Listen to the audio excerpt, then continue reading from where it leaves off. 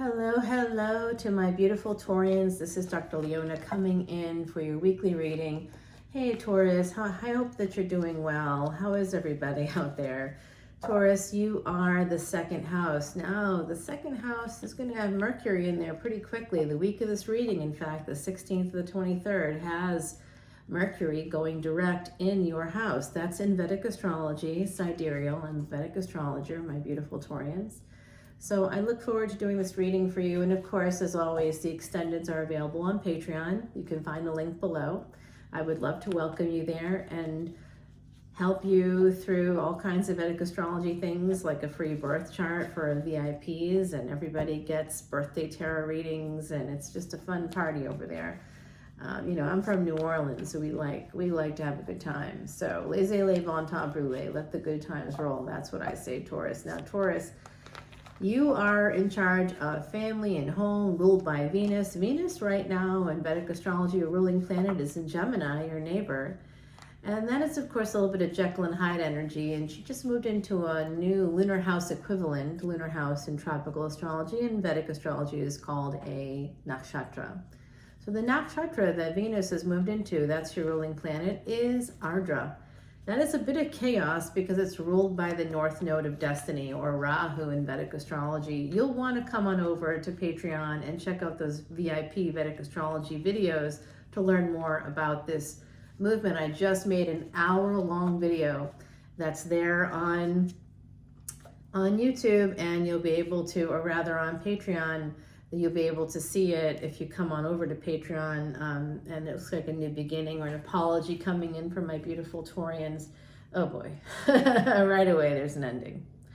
There's an ending here, there's a betrayal. Now, there's a lot of that energy, like I just said, Venus, which is in charge of the 7th house also, besides the 2nd house. That's marriage, first marriage especially, soul contracts, real estate, all kinds of things. If you're engaged, if you're getting married, even if it's a second marriage, still a contract. So there's an ending here. It's a betrayal. And with Venus and Ardra, this makes sense to me, although you've been getting some great readings. My goodness, Taurus, you've really been getting some good ones. You know what? As I'm thinking about this stuff, Taurus, tomorrow 5/11, today 5/10. Tomorrow is 11 May.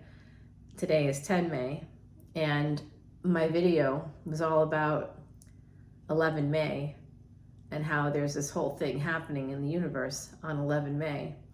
And you need to go and check that out, because today, 10 May, we had Mars moving into a whole new house. You need to know where it is, and you need to know how it affects your ruling planet, because it does. And it's affecting me too, because obviously I have Taurus placements. I have a very important planet in Taurus. That's all I'm going to say, Taurus, but you know I love you. You know I love you. I always have it. I have important planets in multiple houses, but one very, very important one. It's an important planet because guess what, Taurus? It makes me ageless, timeless. Poisons take forever to hurt me.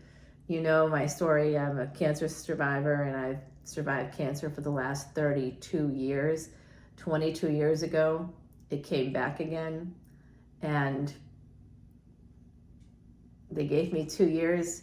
22 years later, hey everybody, I'm reading tarot now. I was reading tarot already, but I'm not dead, and that's because of my Taurus. That's because of Taurus energy. So my beautiful Taurians, I love you in a way that other people can't claim to love you. I love you in a way that you are part of why I'm here. And that house also is connected to health. And I'm thinking about Virgo now. Virgo has that house of health, but it's also hidden enemies, karmic, debt and repair. For your 2nd house, your energy is always in that 2nd house, even if someone has a different ascendant other than Aries. If you're a Taurus ascendant, your 2nd house would be Gemini. 3rd house would be Cancer. That's where you'd find siblings and stuff like that, and your choices really matter. Gemini would be sort of taking over your 2nd house duties in that way, and you'd be taking over Aries duties, and Aries would be in the 12th house. Now that's a rough road. One of my beautiful friends who is Leo sun in Vedic Astrology died in November by their own hand, and they were a Taurus Ascendant. And so it's tough. It's a tough thing to have Aries in the 12th house, because then your end of your life could happen very abruptly, could happen quickly, a split-second decision. It's something that you couldn't predict, and that's Aries energy. So that's the tough placement. Actually, being a Taurus isn't a tough placement at all. We love Taurus. Yay! Go Taurus energy. Sensuality, luxury. That's what Venus is connected to, and all the contracts that get you that stuff. But we can't get it without Gemini and Mercury, right? So Mercury rules Gemini as well as Virgo. We need to have our health in order to gain wealth.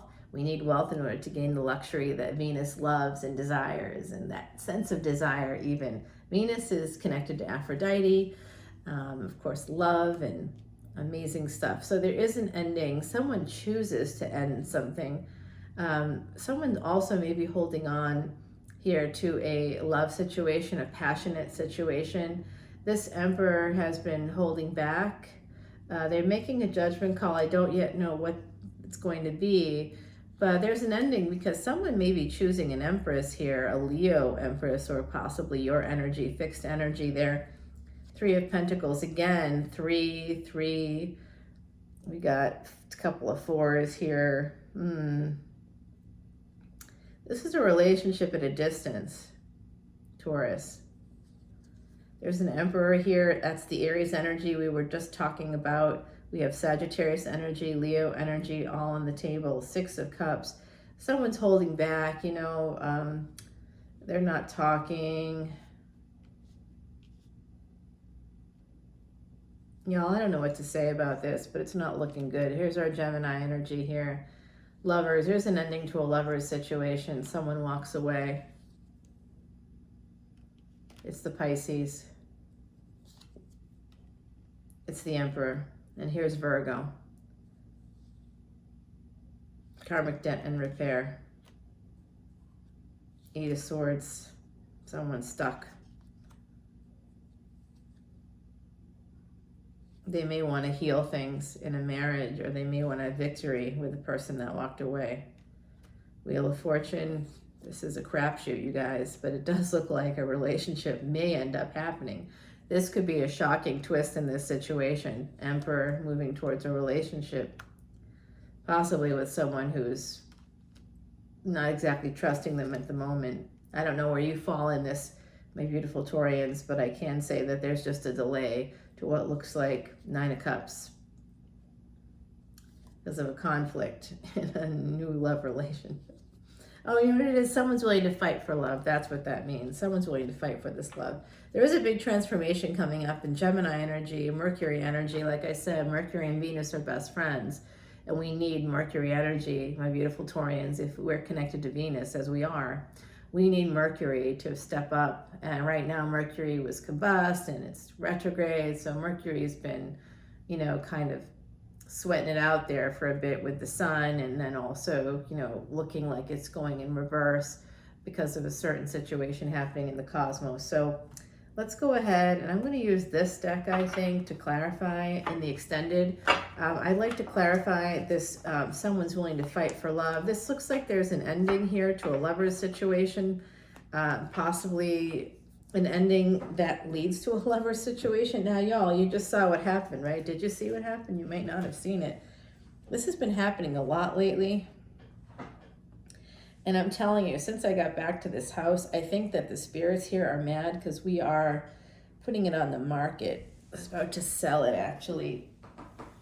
This is one of the last readings I'll be doing from here. There'll be a few more, but I gotta vacate the premises so that real estate agents can come in and show it. Oh wow, this hair is like so much lighter than this side. Oh no, this side's light too. It's just it's like I'm like one of those mutts, y'all. The ones that have like half their hair is weird. That's me. My hairdresser can't get over it. They're like, We gotta straighten the hair because half my hair, because I am like a mixed person, half the hair is, oh, what were those? Yeah, that's a good call, Taurus. Someone out there is like, wait, what were those cards? Here are the two cards that fell on the ground. We had Six of Wands and Ace of Wands. 10-10, as I said that, you guys, and it's okay, 4:45. I'm looking at the clock. It's like 4:38, 4:37. Ahead of me, 10:22, 10:23. My dog is here. Ace of Wands, Six of Wands. There is going to be some good thing. There could be a marriage coming out of all this. I don't know, but let's put these little cards right here because they kind of fell out. And we'll see what happens here. We got Strength card at the bottom, and it's right here. So that's telling me this is for us. I don't know what's happening here, but I want to know about that ending. It's the first card in the deck, so it's the strongest. So there is a betrayal here.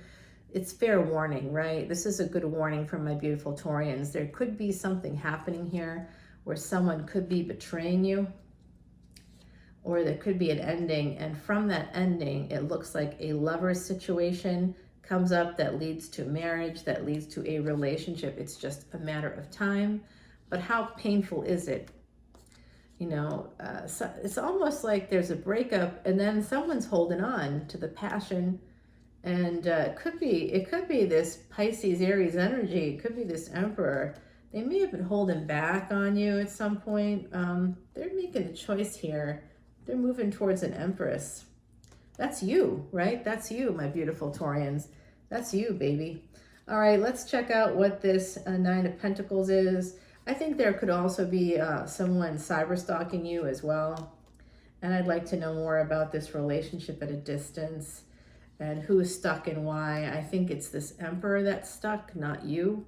So someone coming towards you could be in a marriage already. That's some interesting information that you should know about, right? Let's go take it over to the extended, my beautiful Taurians. But first, I'm going to grab you an oracle card. Threads of Fate, shall we? Yeah, let's do it. The Sage. Okay, so we can see teeth hanging off of those wands, and we've got that moon there. So the full moon, I did a full moon reading for May already. You can check that out. That happened on May 5th. That was just last week. So my beautiful Taurians, I'm doing this for you because you are about home and family, and you are, you know, sort of a few houses away. Like if I think about it, you are 2 houses from Cancer, right? You're usually 2 houses away from Cancer. So that has to do with relationships usually. So when I'm thinking about this, home, family, mother, you know, the origin of a family, the beginnings of a family started in that 4th house.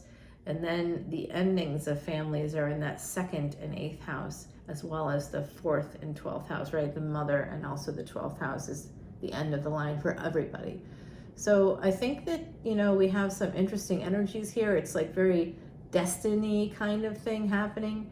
What I'm going to say is that there is absolutely an ending coming in for my beautiful Taurians. It may have happened for some of you already. And I could tell it's going to be very painful. So I'm sending you lots of love and light, and just know that from this ending, there is a new beginning coming in, okay? I love you, Taurus. I'll see you soon. Bye now.